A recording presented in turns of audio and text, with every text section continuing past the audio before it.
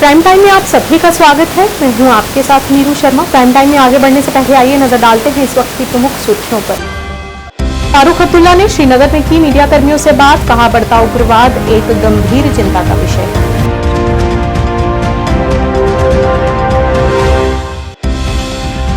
आम आदमी पार्टी द्वारा केजरीवाल की रिहाई को लेकर आज जम्मू में किया गया विरोध प्रदर्शन और भाजपा सरकार को सीधे सीधे शब्दों में दी चेतावनी। डोडा में बेटी बचाओ बेटी पढ़ाओ वॉलीबॉल टूर्नामेंट का किया गया आयोजन, जिसका उद्देश्य लड़कियों के सशक्तिकरण को बढ़ावा देना रहा।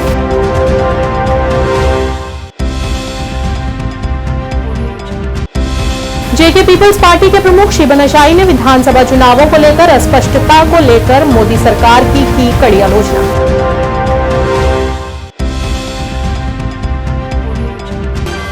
क्या आप परेशान हैं? आज ही संपर्क करें। 100% गारंटी के साथ पाए हर परेशानी का समाधान। प्रेम विवाह के लिए माता पिता को मनाना, प्रेमी प्रेमिका में झगड़ा, सौतन दुश्मन से छुटकारा, तलाक केस, नौकरी कारोबार में रुकावट, विदेश यात्रा या कर्ज मुक्ति, लॉटरी नंबर पाओ 649 हो या लोटो मैक्स, प्यार में धोखा खा चुके प्रेमी प्रेमिका, एक बार जरूर संपर्क करें। मैं आपका प्यार टूटने नहीं दूंगा। 98 769 98 583।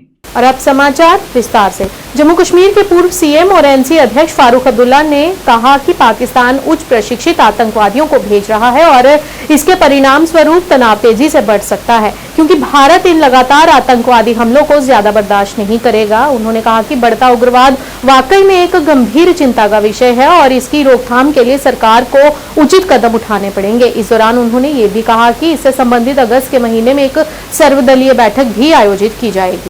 जहाँ हम लोग चाहते हैं कि दोनों मुल्कों में अमन आए, उसके बजाय अमन के बजाय ऐसा माहौल पैदा किया जा रहा है कि लड़ाई ना हो। हमें डर इस बात कि अगर ये चलता रहा है ऐसे, कभी एक वक्त आएगा कि हिंदुस्तान इसको बर्दाश्त नहीं कर सकता और हिंदुस्तान के लोग चाहेंगे कि हुकूमत कोई कदम उठाए जिससे कि ये आतंकवाद हो ये बढ़े। और इसमें कोई शक नहीं है कि आतंकवाद बढ़ रहा है और बड़े ट्रेंड लोग आ रहे हैं, इसमें कोई शक नहीं। अल्लाह करे कि हम उस मुसीबत से बच सकें। हम तो ये दुआ करेंगे कि अल्लाह उनको भी अक्ल लाए, इससे मामले हल नहीं होंगे, मामले और ख़राब होंगे। हम तो चाहेंगे तो उस पर बार बार सोचें और बार बार सोच के अमन की तरफ चलने की कोशिश करें। अल्लाह करे कि हम अमन देख सकें। डॉक्टर साहब, अभी तक सुन रहे थे कि मिलिटेंट्स क्रॉस बॉर्डर इन्फिल्ट्रेशन हो रही है, लेकिन ये कमांडोज का पहली बार हो रहा है। जी अब तो होगा, क्योंकि ट्रेंड लोग आ रहे हैं। ट्रेंड हो सकते हैं वो भी कमांडोज हों, क्या पता।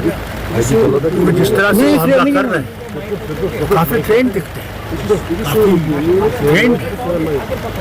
ये हमें खतरा, बहुत जबरदस्त खतरा है। सेक्टरियन क्लैशेस का होना कितना एक इंसानियत के लिए दबा है, बहुत जबरदस्त खतरा है। अरविंद केजरीवाल की अवैध गिरफ्तारी और जेल में उनके स्वास्थ्य के साथ किए जा रहे खिलवाड़ को लेकर आज आम आदमी पार्टी द्वारा जम्मू में विरोध प्रदर्शन किया गया। प्रदर्शनकारियों ने कहा कि भाजपा सरकार तानाशाह रवैया अपनाए हुए है और बिना किसी कसूर के उन्हें जेल में बंद किया गया है, क्योंकि एक केजरीवाल ही एक ऐसे प्रमुख राजनेता हैं जिनसे भाजपा डरती है। इस दौरान उन्होंने प्रधानमंत्री नरेंद्र मोदी और गृह मंत्री अमित शाह को चेतावनी देते हुए उनकी रिहाई की मांग की। आम आदमी पार्टी जिंदाबाद, आम आदमी पार्टी जिंदाबाद, आम आदमी पार्टी जिंदाबाद। केजरीवाल साहब को रिहा करो, केजरीवाल साहब को रिहा करो, रिहा करो, रिहा करो, केजरीवाल साहब को रिहा करो, केजरीवाल साहब को रिहा करो, केजरीवाल साहब को रिहा करो। अंधा कानून वापस लो, वापस लो, वापस लो, अंधा कानून वापस लो, वापस लो, वापस लो, अंधा कानून। सर, मैं आपके माध्यम से ये कहना चाहता हूँ, ये जो बीजेपी सरकार तानाशाही है और ये तानाशाह ही बनी रहेगी, इनको कोई नहीं तोड़ सकता सिवाय केजरीवाल साहब के। आज हम इसीलिए इकट्ठे हुए, पूरे विश्व में, पूरे भारत विश्व में आज धरना प्रदर्शन हो रहा है सिर्फ केजरीवाल साहब की रिहाई के लिए। इन्होंने केजरीवाल साहब को बिना किसी कसूर के, बिना किसी एविडेंस के इन्होंने जेल में रखा हुआ है। आप देखिए कि मनीष सिसोदिया जी, सत्येंद्र जैन जी और हमारे केजरीवाल साहब जी, इन्होंने लोगों के लिए इतने अच्छे काम किए हैं, स्कूल बनाए हैं, हॉस्पिटल बनाए हैं, इनको ये जो बीजेपी सरकार है, ये तानाशाही सरकार है, इनको ये हजम नहीं हो रहे हैं। इनको रोकने के लिए सिर्फ एक केजरीवाल साहब ही हैं जिनसे ये डरते हैं, इसीलिए उनको रिहा नहीं कर रहे हैं। आज इस कितने दिनों से केजरीवाल साहब की हालत जो नाजुक बताई जा रही है, उनको इंसुलेशन दवाई नहीं दे रहे हैं, इंजेक्शन नहीं दे रहे हैं। 8 किलो वजन उनका कम हो चुका है। क्या ये सरकार अंधी पैरी है? इनको दिखाई नहीं देता? ये खुद के मिनिस्टर जितने भी इनके हैं बीजेपी के, ये सब खुलेआम बदमाश चोर घूम रहे हैं। इनको कभी नहीं किसी ने अरेस्ट किया। हमारे केजरीवाल साहब को ईडी के जरिए इन्होंने गिरफ्तार करवाया। ईडी से अब कुछ नहीं हासिल हुआ, अब इन्होंने सीबीआई लगा दिया। सीबीआई से भी कुछ नहीं मिलेगा। क्या हमारे केजरीवाल साहब को ये जानलेवा हमला कर रहे हैं? ये उनको सीधी उनकी नीति है कि केजरीवाल साहब जी को जिंदा बाहर नहीं आने दे रहे। ये क्यों ऐसा कर रहे हैं? ये आपके माध्यम से हम सीधा नरेंद्र मोदी जी को और अमित शाह जी को ये खुली चेतावनी है हमारी कि उनको ये शरेआम बाहर निकालें, और यही हमारा इनसे अनुरोध भी है और चेतावनी भी है। हाथ जोड़ लें हमने जितने जोड़ने थे, अब हम सीधा चेतावनी देते हैं हमारे केजरीवाल साहब को रिहाई दीजिए। समाज कल्याण विभाग और युवा सेवा एवं खेल विभाग डोडा ने एक प्रेरणादायक इंटर ब्लॉक जिला स्तरीय गर्ल्स वॉलीबॉल टूर्नामेंट का आयोजन किया। बेटी बचाओ बेटी पढ़ाओ पहल के हिस्से के रूप में ये कार्यक्रम 17 ब्लॉकों के प्रभावशाली युवा एथलीटों को एक साथ लाया, जो अपने कौशल का प्रदर्शन कर रहे हैं और खेल के माध्यम से लैंगिक समानता को बढ़ावा दे रहे हैं। डोडा के उपायुक्त हरविंदर सिंह सहित गणमान्य व्यक्तियों ने लड़कियों के समग्र विकास और सशक्तिकरण के लिए ऐसी पहल के महत्व पर जोर दिया। जिला समाज कल्याण अधिकारी डोडा तारिक परवेज काजी और जिला सेवा एवं खेल अधिकारी डोडा सुनील कुमार ने स्टाफ के साथ मुख्य अतिथि डीसी डोडा हरविंदर सिंह का गर्मजोशी से स्वागत किया। उसके बाद मुस्कान देवी सभी बच्चों के लिए यूनिफॉर्म यहाँ पे प्रोवाइड की गई है, और आपकी देखरेख में जो ये टूर्नामेंट आपकी और सुपरविजन में जो है ये टूर्नामेंट यहाँ पे होने जा रहा है, तो इन सभी बच्चों को यूनिफॉर्म डिस्ट्रीब्यूट की जा रही है। इसके बाद जून बाला से ये बच्ची है। इसके बाद कायला बानू,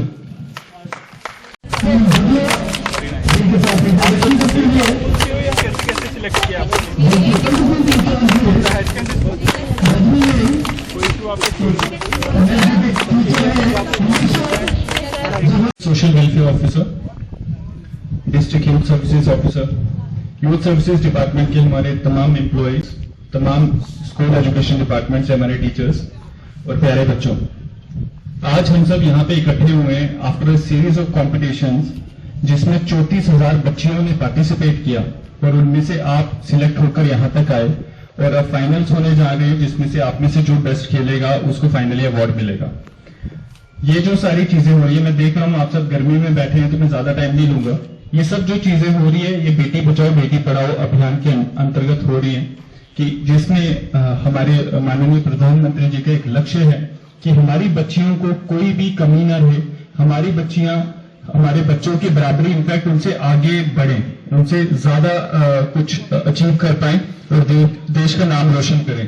और उसके डिविडेंड्स जैसे अभी बताया गया, हमारी बच्ची मनु भाकर जो कि एक शूटर है, उन्होंने ओलंपिक्स में हमें एक ब्रॉन्ज मेडल दिलाया। मुझे उम्मीद है कि हमारी डोडा की बच्चियां भी उतनी ही टैलेंटेड हैं, क्योंकि इसी बेल्ट से बच्चियों ने चेस में अपना, जैसे हमारी आरुषि कोतवाल है वो चेस में अपना परचम लहरा चुकी हैं। इसी एरिया की हमारी बच्ची है शीतल, जिसने पैरालंपिक्स में गोल्ड मेडल लाई और देश का नाम रोशन किया। तो बच्चों, आप उनसे किसी से अलग नहीं हो। ये चीज अगर आप अपने दिल में बैठा लोगे कि वो भी आपके जैसी हैं, आपकी जैसी नेचर है, आपकी जैसी स्कूलिंग है, आपके जैसा ही उनका रहन सहन है, अगर वो देश में अपना परचम लहरा सकते हैं तो आप क्यों नहीं। तो इसीलिए ये सारी जो एक्टिविटीज हैं सिर्फ और सिर्फ आप में कॉन्फिडेंस इंस्टिल करने के लिए है कि आप किसी से कम नहीं हो। ये सब एक्टिविटीज चलती रहेंगी, आप निकल जाएंगे, आपके बाद आपके छोटे बच्चे आएंगे, वो आएंगे, बट मुझे जो लगता है इन सब एक्टिविटीज का एक ही मकसद है कि आप बच्चों में कॉन्फिडेंस जगाना कि आप ऊंचे ऊंचे सपने ले सको और उनको अचीव कर सको। श्रीनगर में एक महत्वपूर्ण प्रेसकार वार्ता को संबोधित करते हुए जेके पीपल्स पार्टी के प्रमुख शिवन अशाई ने पूर्ववर्ती राज्य की स्थिति पर तीखी प्रतिक्रिया व्यक्त की। अशाई ने जेके विधानसभा चुनावों को लेकर अस्पष्टता को लेकर मोदी के नेतृत्व वाली एनडीए सरकार की कड़ी आलोचना की। उन्होंने कहा कि हर नागरिक इस बात से परिचित है कि हरियाणा और महाराष्ट्र राज्य में विधानसभा चुनाव अक्टूबर के महीने में होंगे, झारखंड में नवंबर दिसंबर के महीने में चुनाव होंगे, लेकिन कोई नहीं जानता कि जम्मू कश्मीर में वास्तव में चुनाव कब होंगे। सुप्रीम कोर्ट की संवैधानिक पीठ ने चुनाव आयोग को 30 सितंबर 2024 से पहले जम्मू कश्मीर विधानसभा में चुनाव कराने का आदेश दिया है। इसके बावजूद हमें हर बार बताया जा रहा है कि जम्मू कश्मीर में मतदाता सूची की तैयारी और संशोधन की प्रक्रिया चल रही है। ये कभी न खत्म होने वाले कवायद कई वर्षों से विधानसभा चुनाव कराने के साथ समाप्त नहीं हुई है। इस मौके पर उन्होंने अन्य भी संबंधित कई मुद्दों पर प्रकाश डाला। बिस्मिल्लाहिर्रहमानिर्रहीम। आप सब लोगों का शुक्रिया है कि बड़े शॉर्ट नोटिस पे आप सब लोग यहाँ पे आए हैं। बहुत सारी जो पिछले कई महीनों की आपने सियासी जो डेवलपमेंट्स है उसके ज़िमन में जो हमारे एहसासात है, हमारे जज्बात है, वो हम आपके जरिए कौम के सामने रखना चाहते हैं।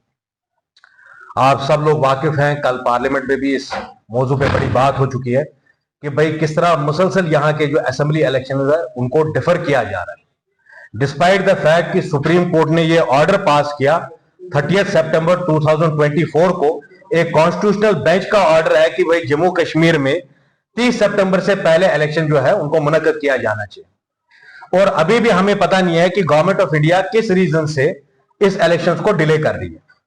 आप जानते हैं हरियाणा और महाराष्ट्र के जो इलेक्शन है वो अक्टूबर में होने वाले हैं। इसी तरह जो झारखंड का इलेक्शन है वो नवंबर दिसंबर में होने वाला है। अब मुझे मालूम नहीं है जब डीडीसी के इलेक्शन हो सकते हैं, बीडीसी के इलेक्शन हो सकते हैं। हमें पता है डीडीसी काउंसिल के जो इलेक्शंस थे वो 2020 में हुए, पार्लियामेंट के इलेक्शन अभी 2024 में हुए।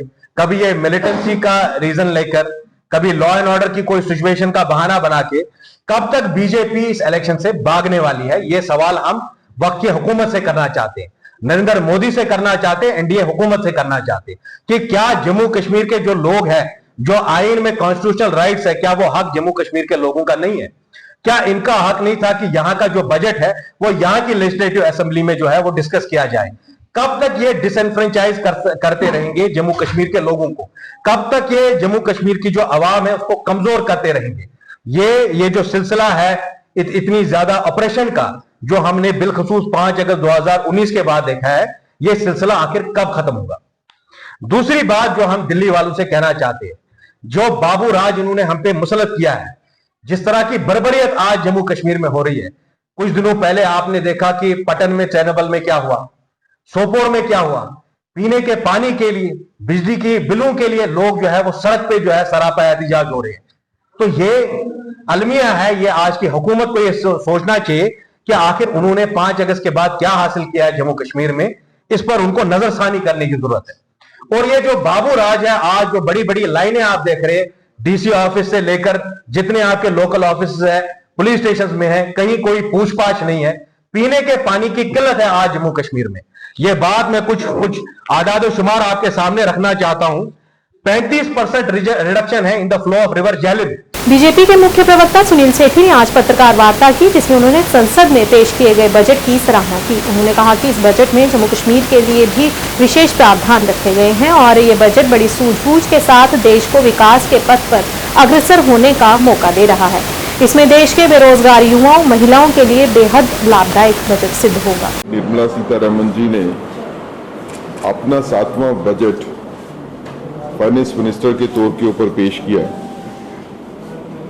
जिसमें प्रधानमंत्री जी के विकासशील भारत की तरफ एक मजबूत कदम बढ़ा, नींव पड़ी विकासशील भारत की। और अगर इस बजट को हम देखें तो न सिर्फ पूरे भारत के लिए इसमें काफी अच्छे प्रावधान रखे गए, बल्कि जम्मू कश्मीर के लिए भी इसमें खास जो है वो प्रोविजन रखे गए। अगर इस फाइनेंशियल बजट की बात करें तो इसमें बचत जो आम आदमी कर सकता है उसके प्रोविजन को बढ़ाया गया। 1.25 लाख रुपए तक की बजट के ऊपर जो है, बचत के ऊपर जो है वो टैक्स नहीं लगेगा। स्टैंडर्ड डिडक्शंस जो है 50,000 से उसको 75,000 किया गया। ताकि जो सैलरीड क्लास है उसको टैक्स जो है लिमिट उसकी बढ़ाई जा सके, ज्यादा जो है वो बचा सकते हैं।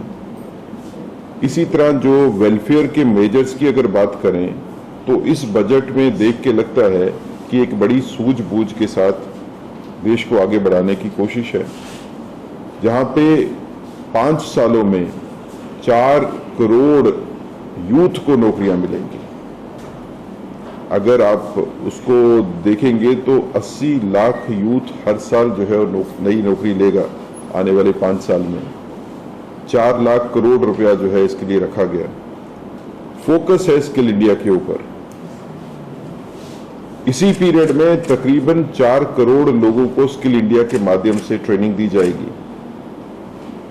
और जो प्राइम मिनिस्टर का फोकस्ड प्रोग्राम है आर्टिसंस को ट्रेनिंग देने का, उसके लिए भी इस बजट में खास प्रावधान है, ताकि वो ज्यादा लोग जो हाथ करगा मजदूर हैं, जो हाथों से और टूल से काम करते हैं, उनको ट्रेनिंग भी दी जाए। उस ट्रेनिंग के दौरान उनको पैसा मिले और उसके बाद भी उनको जो है स्थायी कारोबार करने की। इसी तरह महिलाओं के लिए खास प्रावधान इस बजट में अगर हम देखें तो वर्किंग विमेन जिसकी तादाद जो है वो करोड़ों में है, जिनके बारे में आज से पहले जो है उस हिसाब से नहीं सोचा गया, इस बजट में प्रावधान है कि विमेन के लिए वर्किंग प्लेसेस हर जगह पे प्रोवाइड करवाई जाएंगी। सेवानिवृत्त अराजपत्रित पुलिस अधिकारियों के संघ द्वारा आज जिला पुलिस लाइन बांडीपुरा में एक विशिष्ट कार्यक्रम आयोजित किया गया। कार्यक्रम की अध्यक्षता एसएसपी बांडीपुरा लक्ष्य शर्मा ने की, जिनके साथ एसोसिएशन के अध्यक्ष भी मौजूद रहे। कार्यक्रम के दौरान सेवानिवृत्त पुलिस अधिकारियों ने एसएसपी बांडीपुरा के सामने अपनी मांगें और शिकायतें रखी और जिन्होंने उन्हें समय पर समाधान का भी आश्वासन दिया। अपने संबोधन में एसएसपी लक्ष्य शर्मा ने सम्मानित सेवानिवृत्त पुलिस अधिकारियों की देखभाल के महत्व पर जोर दिया और दोहराया कि उनकी चिंताओं को दूर करना विभाग की प्राथमिक जिम्मेदारी है। तो हमारे लिए यादगार दिन है कि फंक्शन जब भी होगा तो पुलिस सेटअप के अंदर होगा, पुलिस सेटअप के बाहर करने की जरूरत नहीं। आप भी रिटायर हुए, हमने भी रिटायर होना है, मेरी टीम है वहाँ पे, मैं हूँ खुद फोन पे अवेलेबल। कोई मसला है, कोई हेल्प जरूरत है हमारे लेवल पे, especially for our Yadasan, authentic for a weight, Jiminek.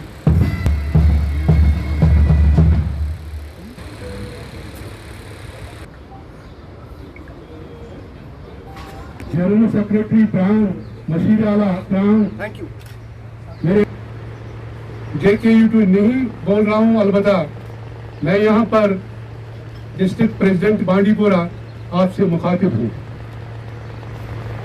Police retired officers association प्रांग से वाबस्ता हम आज यहाँ पर इस महकमे के रिटायर्ड लोग इस शदीद गर्मी में दूर दराज इलाका जा, तो मैं आपसे ये कहना चाहता हूँ कि पहले तो आप सब मोहम्मद सुल्तान शेख गामरू, अब्दुल रशीद, सैफुद्दीन शाह बाग बांडीपुरा, आजस, मोहम्मद अनवर, खजर मोहम्मद लोन, बख्तौर गुरेज। फोटो शोटो खोला आपने, क्या कर रहे हैं? गुलाम पढ़ा लिखा है तो पढ़ा लिखा है। मंजूर अहमद शाह, पढ़ा लिखा है तो सनाउल्लाह शाह कोयल मुकाम दी अब्दुल रशीद।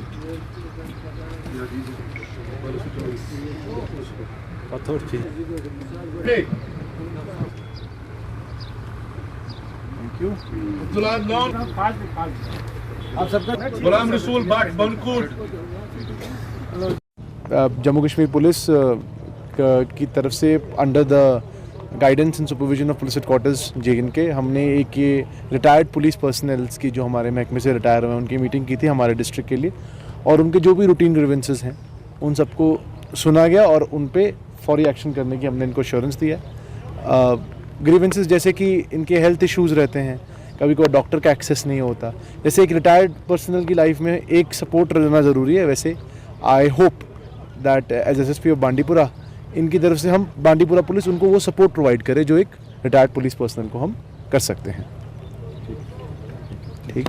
और मैं ये बासती वाइस प्रेसिडेंट प्रांग JNK UT व डिस्ट्रिक्ट प्रेसिडेंट बांडीपुरा प्रांग की तरफ से आपसे मुखातिब हूँ।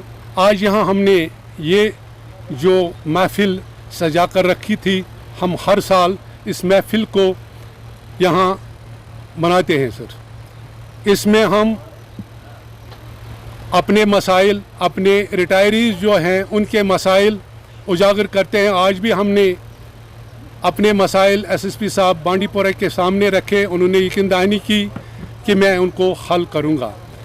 बाकी ये प्रांग जो है, प्रांग का मतलब मुझे कल एक आदमी ने कहा था आप में से, प्रांग का मतलब क्या है? Police retired officers association non gazetted, ये JNK में है सर। इसके चेयरमैन है गुलाम हसन साहब। आज वो भी यहाँ तशरीफ़ आवर हुए हैं। हमने इस महफिल में अपने बेवाओं के लिए, जो हैंडीकैप्ड है उनके लिए, और अपने जो मेंबर हैं ये रिटायरीज, उनके लिए कुछ गिफ्ट्स रखे हैं, उनको हमने दे दिए हैं। और हर साल ये इसी तरह करेंगे हमसे। ये इसका हमें कोई किसी जगह से कोई फंड वगैरह नहीं आता है। हम जो ये मेंबर हैं प्रांग के। भारतीय जनता पार्टी जम्मू जिला अध्यक्ष प्रमोद कपाही द्वारा पत्रकार वार्ता कर आगामी कार्यक्रमों के बारे में विस्तृत जानकारी दी गई। उन्होंने कहा कि भारतीय जनता पार्टी के कार्यकर्ता लोकसभा चुनाव के बाद लोगों के बीच में रहकर जमीनी स्तर से कार्य कर रहे हैं और स्वतंत्रता दिवस के साथ साथ अन्य भी कई ऐसे दिनों को याद करते हुए वे दिन भी त्योहारों की तरह मनाए जाएंगे। इसके बारे में उन्होंने महत्वपूर्ण जानकारी साझा की।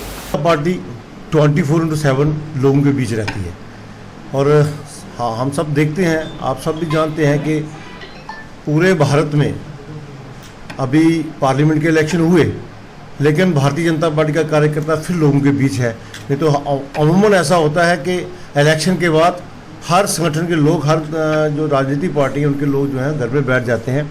लेकिन भारतीय जनता पार्टी जैसे ही पार्लियामेंट के इलेक्शन खत्म हुए, भारतीय जनता पार्टी का हर कार्यकर्ता जो है पुनः लोगों के बीच है, चाहे वो मोर्चों के सम्मेलन के माध्यम से हो, चाहे त्रिदेव सम्मेलन जो हमारे उनके माध्यम से हो, चाहे आने वाले आगामी जो प्रोग्राम है उसमें 3-4 और इस अगले महीने के जो प्रोग्राम वो भी आने वाले हमारे, उसमें आप ले के चलिए 5 अगस्त को जो 370 का तोड़ के जहां जम्मू कश्मीर स्टेट को भारत के साथ जोड़ा किया, उसके ऊपर हमारे हर घर में तिरंगा लहराया जाएगा।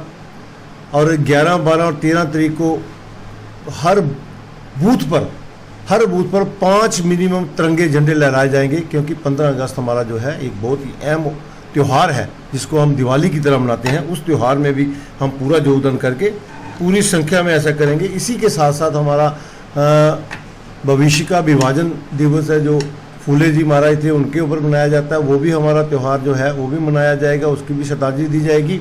और इसी प्रकार डिस्ट्रिक्ट वाइज हमारी रैलियां होंगी। जम्मू डिस्ट्रिक्ट में भी पूरी रैली के शेप में पूरा जम्मू डिस्ट्रिक्ट में एक भव्य रैली होगी, उसमें हमारे बड़े बड़े नेता होंगे। उसमें रास्ते में आम आदमी, आम व्यक्ति, आम नागरिक का भी भागीदारी होगी। उसके साथ साथ हमारा होगा मंडलों पे कॉन्स्टिट्यूंसी वाइज भी रैलियाँ होंगी। ऐसे जो प्रोग्राम है ये आने वाले समय में होंगे और हमारे सभी कार्यकर्ता इसके ऊपर वचनबद्ध हैं और इसकी तैयारी पे आप बैठे हैं। आज हम, मुझे लगता है कि मेरे मंडल अध्यक्ष मेरे साथ हैं, मेरी जिला की टीम साथ है, हम मिलके इन जो आने वाले आगामी प्रोग्राम इन पे चर्चा कर रहे थे और ये अच्छे सफल हों, यही हमारी चर्चा होगी। क्योंकि भारतीय जनता पार्टी तीसरी बार भारत में सरकार बनाई है और हम चाहते हैं जम्मू कश्मीर में भी भारतीय जनता पार्टी की सरकार बने और जो 50+ का जो हमारा लक्ष्य है वो हम पूरा करें। भद्रवा विधानसभा क्षेत्र के पंचाई गांव में भाजपा किसान मोर्चा का सम्मेलन आयोजित हुआ। इस अवसर पर पूर्व विधायक दिलीप सिंह परिहार मुख्य अतिथि रहे। उन्होंने किसानों के लिए पीएम मोदी की योजनाओं पर प्रकाश डाला। भारतीय जनता पार्टी जिंदाबाद, श्री नरेंद्र भाई मोदी जी जिंदाबाद, श्री डॉक्टर जितेंद्र सिंह जी जिंदाबाद, श्री JP नड्डा जी जिंदाबाद, श्री रविंद्र रैना जी जिंदाबाद, श्री अशोक कौल जी जिंदाबाद। भारत माता की जय। भारत माता नहीं दिया, बानाल में लगने नहीं दिया, रामबन में लगने नहीं दिया, लेकिन अब 3 प्रोजेक्ट हमारे लाइन में है। एक तो छतरगला टनल है और डोडा से लेके लखनपुर तक जो नेशनल हाईवे बनने जा रही है, सैंक्शन हो गई। 4000 करोड़ रुपए सैंक्शन हुआ है। इसमें 8000 लोग लगेंगे और सबसे पहले प्रायोरिटी जो है हम भद्रवा जो हमारी कॉन्स्टिट्यूंसी उन्हीं लोगों को देंगे, वो वहां हमारे बच्चे जो है लगेंगे। उसके बाद वहां से भद्रवा से ही डलहौजी के लिए एक नेशनल हाईवे दूसरी बन रही, क्योंकि टूरिस्ट बहुत ज्यादा जो है वो डलहौजी में आता है, और डलहौजी से जब रोड अच्छी होगी तो वो भद्रवा भी आएगा। तो भद्रवा से जब आएगा तो जिंतरों धार दिखाएंगे, बलेसा की कुछ धारें दिखाएंगे, भद्रवा की धारें दिखाएंगे, कैलाड़ का एरिया दिखाएंगे। तो ये भी जब प्रोजेक्ट ये भी इसकी भी डीपीआर बनने जा रही है। और तीसरा ठाठरी से हिमाचल प्रदेश वो तीसा में खुद मिलेगा, वो 3,500 करोड़ का प्रोजेक्ट, उसकी भी डीपीआर बन चुकी है। मुझे पूरा यकीन है कि ये जो आज पार्लियामेंट सेशन लगा है इसमें वो भी सैंक्शन हो जाएगी। और आप जितने भी बच्चे हमारे बेरोजगार हैं, कम से कम इन तीनों प्रोजेक्टों में 16,000 आए हैं। इन सब का शुक्रिया अदा करता हूं। आज किसान मोर्चे का सम्मेलन जो था भद्रवा कॉन्स्टिट्यूंसी का, वो पंशई कवानी में एक जगह है वहां पे था।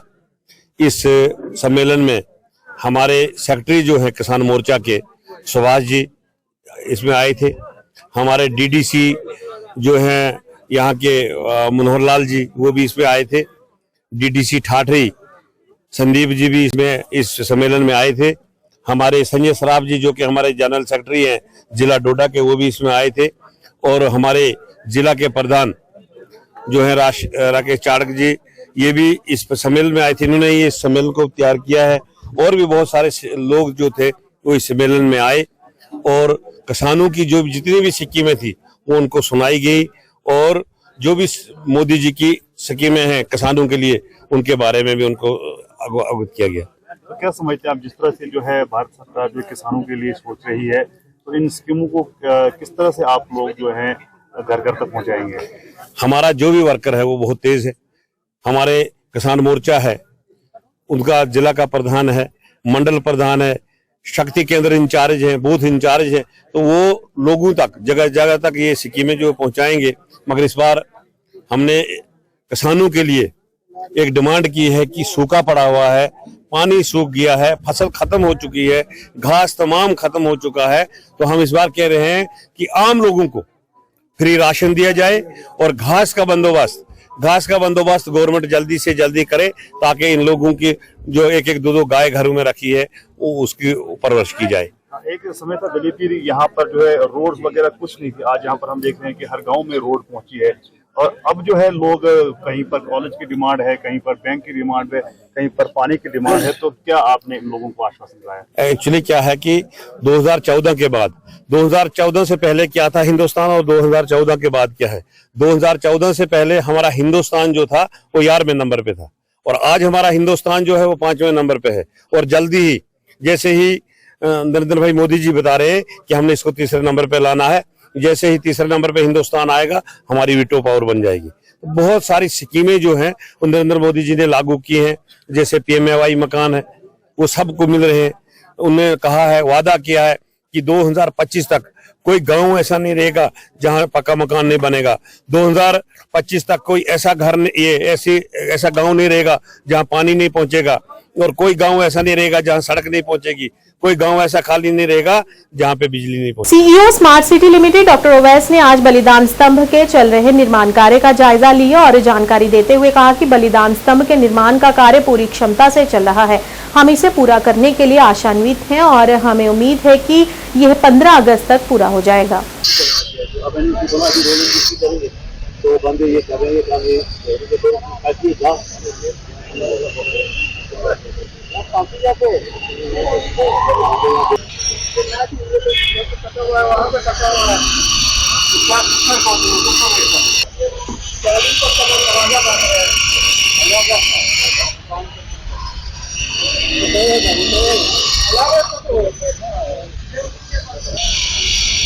हमारी तो पूरी कोशिश है कि टारगेटेड टाइम पे हो। आप देख सकते हैं कि हर एक काम के लिए भी मल्टीपल टीम्स यहाँ पे लगी हैं जो डे और नाइट काम कर रही हैं, और आज जैसा मौसम है उसका भी ध्यान में रखते हुए काम कर रहे हैं। तो काम पूरी फुल जो जोरों शोर से चल रहा है।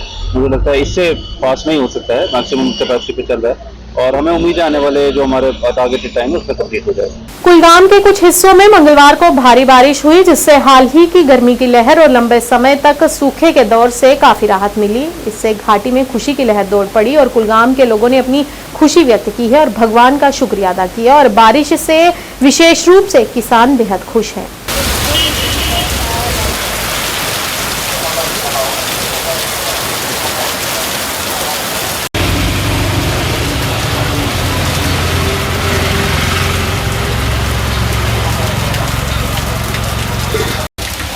मेयर नाव प्रोग्राम कर दुकानदारी सठा खुश तो मसरत कत वारिया काल वो मंग मंग कर अल्लाह ताला रजू कर दस्त दुआ सारी बच्चे गांव बड़ मोहनी बुजुर्ग बार खुदा रहमत बारान त्रा तो मगर आज और घंटे ब्रो कोर पन ऐसा रहमत बार जोश तो रूज कोर शुरू तो अल्लाह ताला सुन तो लाख लाख जबान गुनाहगार योत नाबकार योत सान आमाल ठीक सान किरदार ठीक बहरहाल अल्लाह ताला रहमत पे रहमत सठा वसी तो जबरदस्त मसरत तो खुशी हासिल क्या बागन रुक जरूरत दानस जरूरत सब्जी कुछ सब्जी कुछ नाम निशान वह गई सब्जियन इंशाअल्लाह रहमान उछाल दान वान तन ठीक इंशाअल्लाह रहमान बागन तक जबरदस्त ये फायदे जन पे खाद इंशाअल्लाह रहमान क्या रूद सारे खाद वो बेहतरीन मयसर यमो कुल खुद दान खुद या सब्जियों खुद तो अल्लाह ताला सुन उम्मीद आश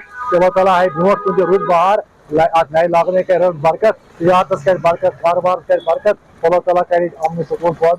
शुक्रिया।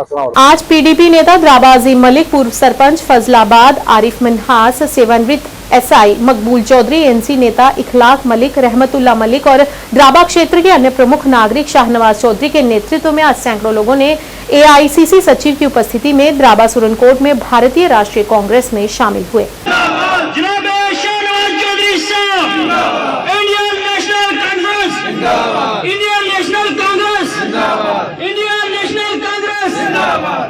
अजीम मलिक साहब, शाहनवाज चौधरी साहब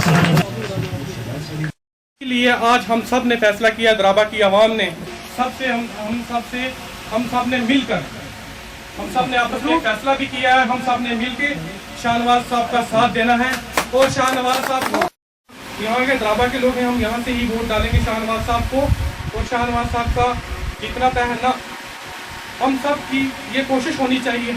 हमारी रिश्तेदारियाँ जहाँ तक जुड़ती हैं, द्राबा के लोग जहाँ तक लोगों को जानते हैं वहाँ तक शाहनवाज साहब की पहचान को ले जाना है, लोगों की मुसीबतों में शाहनवाज साहब को शामिल करना है, शाहनवाज साहब लोगों की ताकि मदद कर सकें। ये सब हमारी जवाबदारी बनती है। इंशाअल्लाह आने वाले वक्त में हम ये और हमारे